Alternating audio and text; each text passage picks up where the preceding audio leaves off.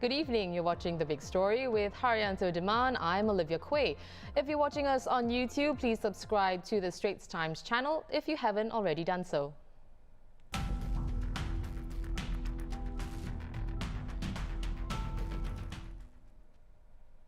Singapore reported 569 new COVID-19 cases today, including 7 community cases. 1 is a Singaporean or permanent resident, while 6 are work pass holders. Migrant workers living in dormitories make up the remaining cases. Today's count brings the total here to just over 36,400, and more details will be released later tonight.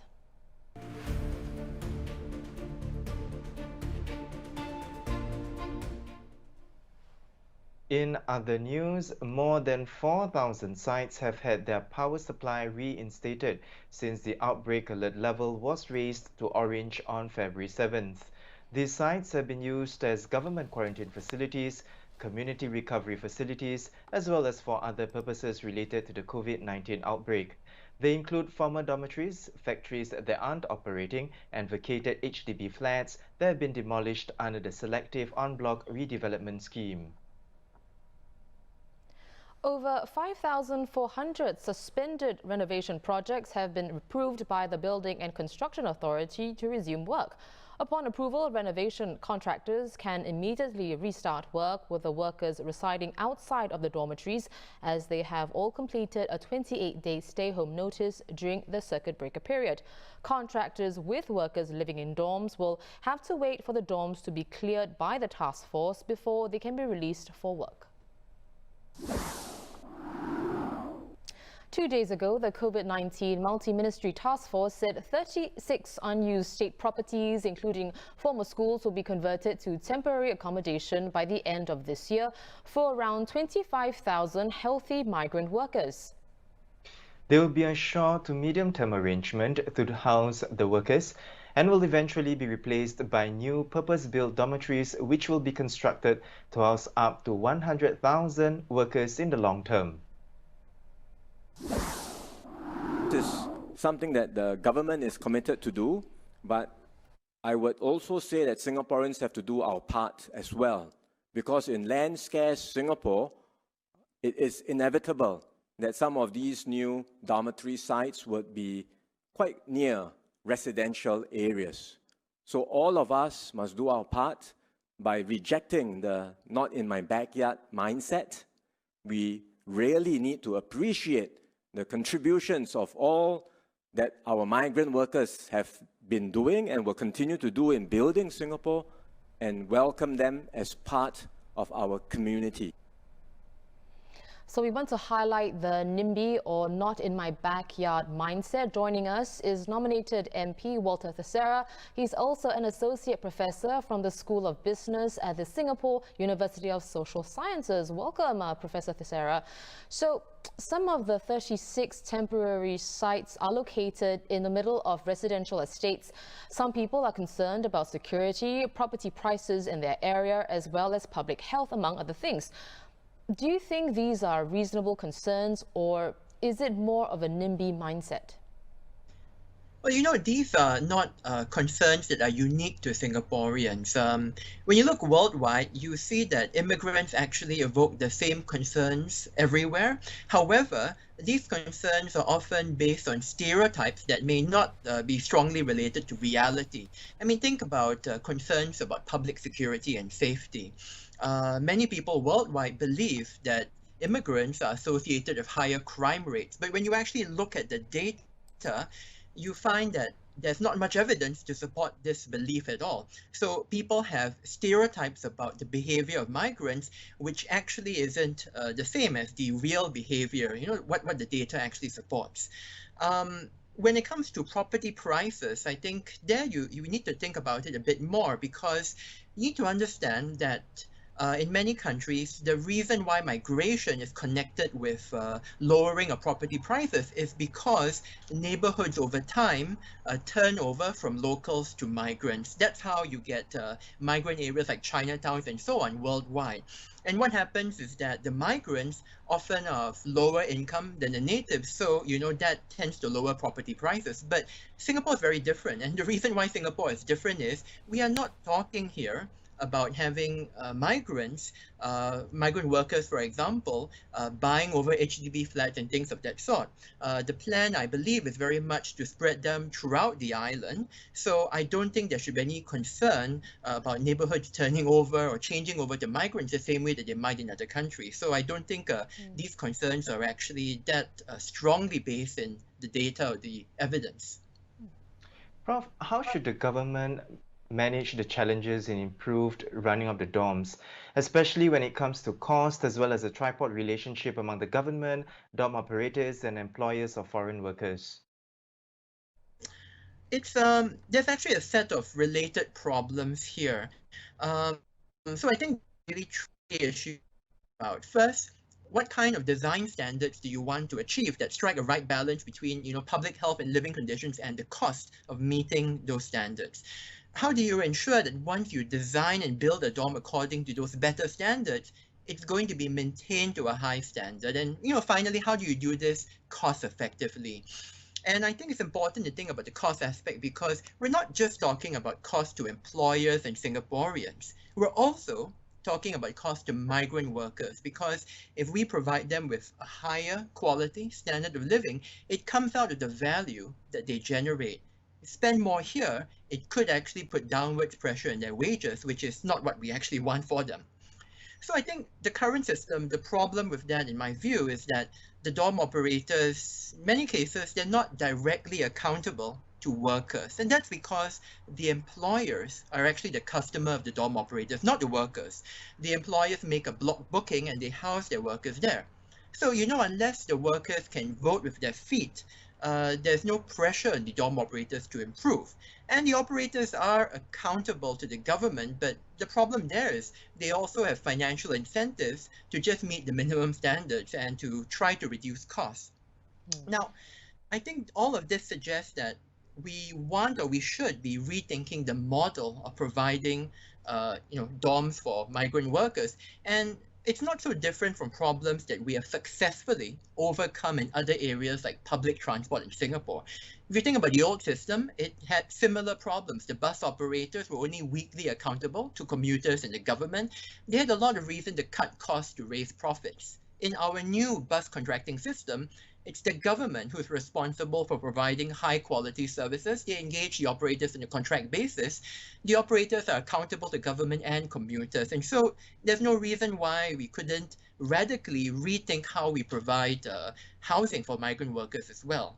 And we can, I think, do this in a way that ensures that we're accountable to all the stakeholders, and we can also do it more cost efficiently. Well, going back to what we discussed earlier on some temporary sites moving to residential areas, to what extent will the public's response affect whether migrant workers can be housed in residential neighbourhoods in the future, especially if the long-term goal is to become a more inclusive society? Well, I think right now, from the plans that I've heard about, it looks like we're only going to be taking baby steps in that direction because the plan right now, I believe, is to have the migrant workers live in some facilities near residential neighborhoods, but at least in this phase, to not be integrated really into the neighborhood. That is what we're hearing is some of these initial facilities will be self-contained. And as self-contained facilities, the migrant workers will not actually be leaving their compounds even during their time off. But I think that if we want to try to accustom the public to the idea of migrant workers being in the area, we do need to actually recognize that migrant workers have a right to go to public and community spaces. In fact, they've always had this right. It's just that we don't typically see them in, our heartland HDB areas because they tend to live quite far away. I think it's only with seeing them on a daily basis, in the hawker centers, in the shops and public transport, you will get a much better sense that these are ordinary people just like you and me, you know? And once I think we get that kind of sense and daily connection, I think things will be a lot easier. Of course, there will be some adaptation necessary. If they're living closer to us, you know, we might learn that there are some things that they have to change in terms of habits, behavior, whatever, but that's no different from what we would have to do if we move to their countries and, you know, they wanted us to fit in. We'd also have to change what we do a bit. So I think we have to have that experience of living on a daily basis, and then I think things will be better. Right.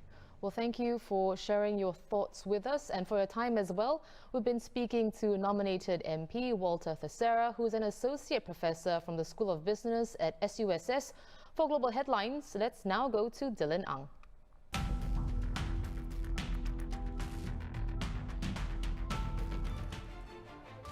Thanks, guys. Japan is seeing a second wave of coronavirus infections in Fukuoka and Tokyo. After recording no new COVID-19 cases from end April to May 22nd, Fukuoka saw 119 cases in the last 11 days. Similarly, Tokyo recorded 34 new cases yesterday, a threefold increase from Monday. The recent spike prompted the Tokyo governor to issue a Tokyo alert, which could lead to renewed advisories for businesses to close and people to avoid non-essential outings.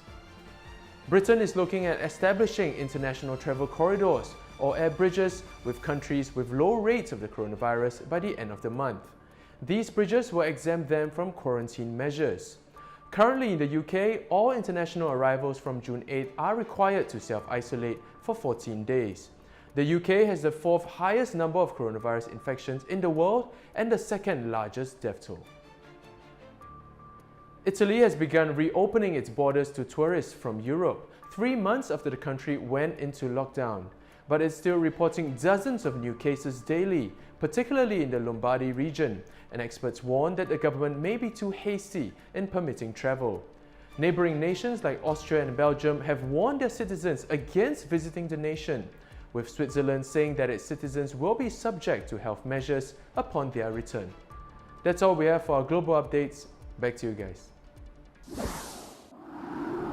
Thanks, Dylan. Over in Hong Kong, a coronavirus outbreak involving 9 people in a residential estate has ended a 16-day streak of 0 local infections and has prompted the government to extend existing social distancing measures that are about to expire. They include extending a ban on public gatherings of more than 8 people until June 18th.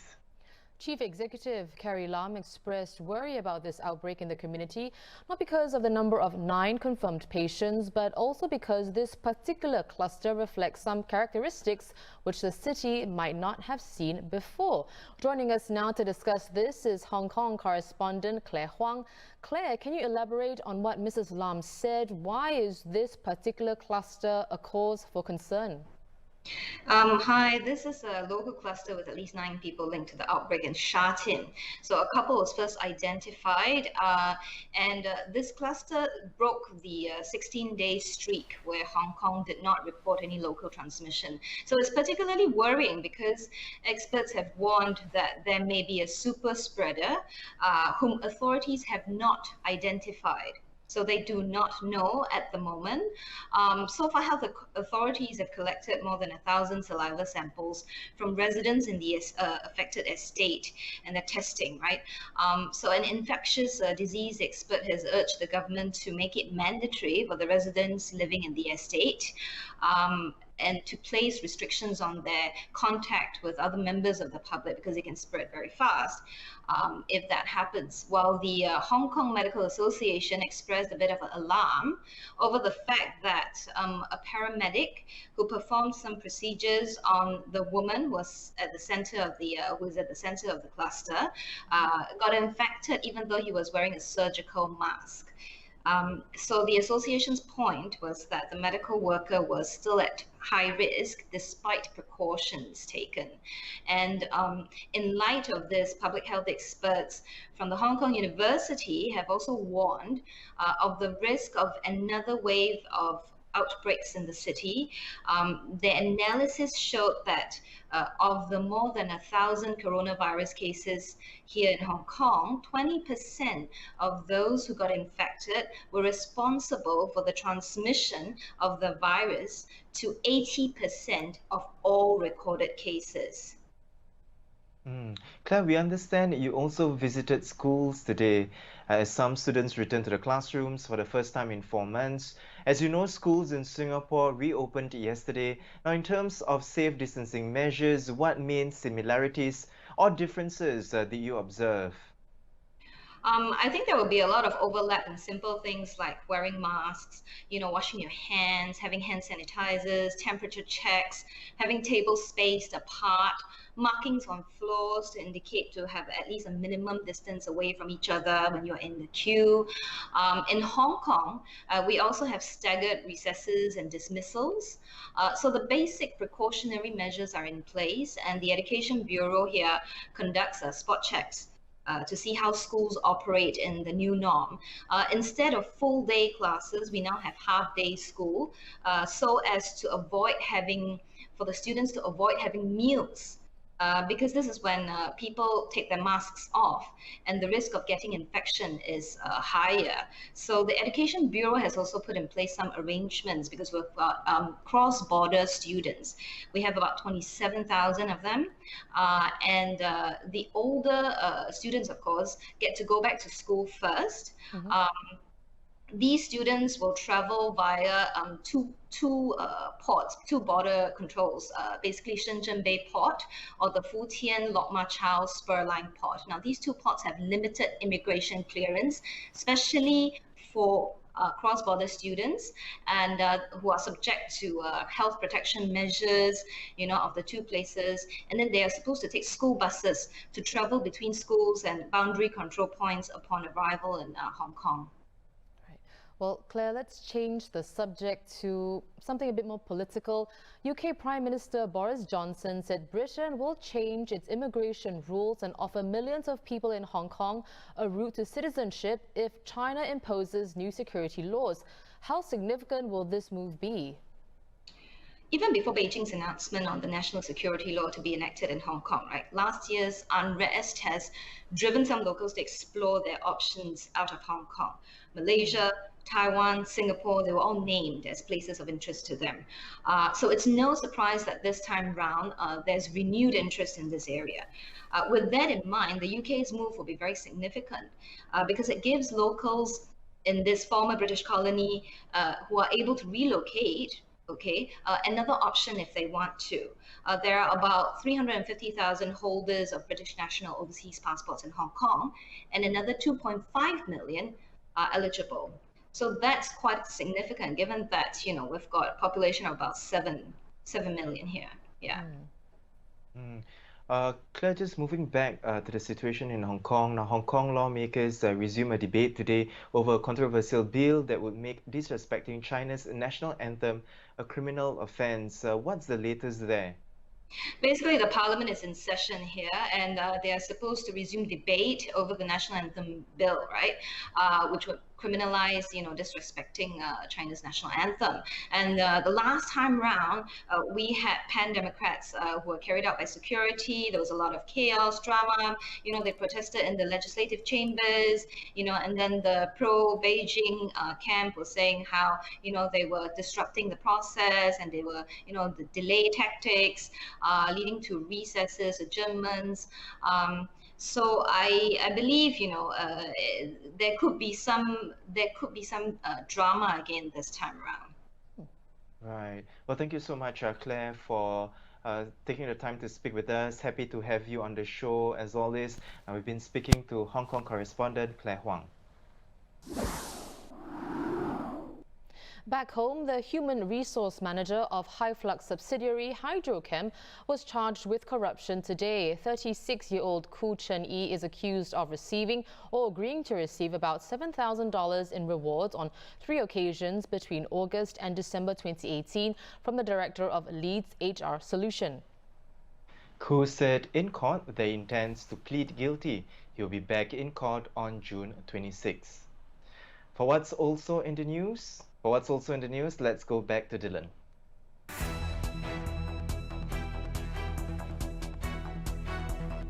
Instagram was flooded with posts of black squares on Tuesday as users expressed support for the protests raging across the US to oppose police brutality.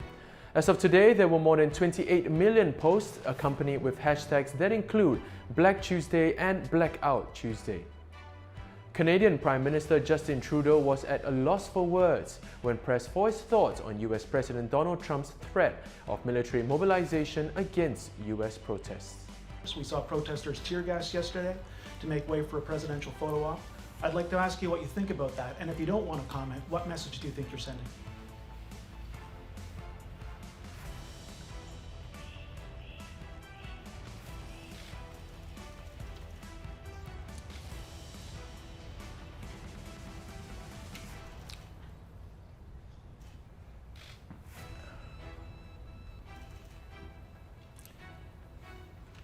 We all watch in horror.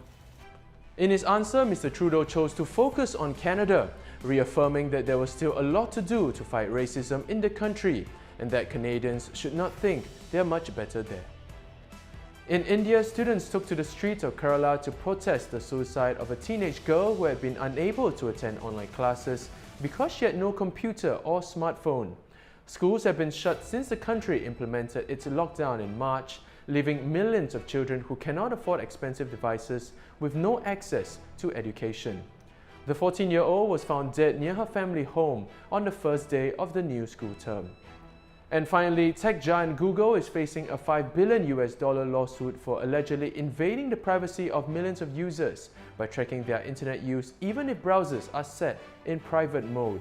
The lawsuit accuses the firm of illegally collecting information without the knowledge of millions and is seeking at least $5,000 of damages per user. That was also in the news. I'm Dylan Ang.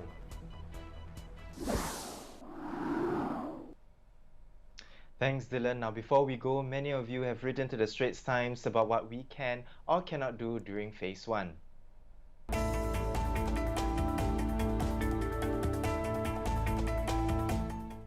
So let's answer some of your questions. If you're wondering why the new reusable masks discolor after washing and whether this reduces its effectiveness, well, the masks can become discolored if they're not properly washed.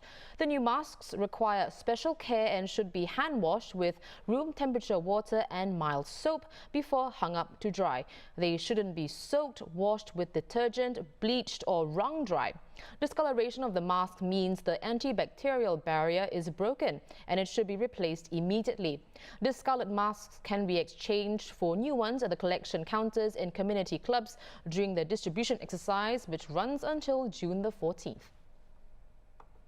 Next question, can I provide informal and non-commercial carpooling like helping my neighbors take their children to school? The answer is no. Social distancing rules still prohibit interaction between those who don't live in the same household. This means carpooling is still not allowed in Phase 1, regardless of whether it involves any commercial transaction.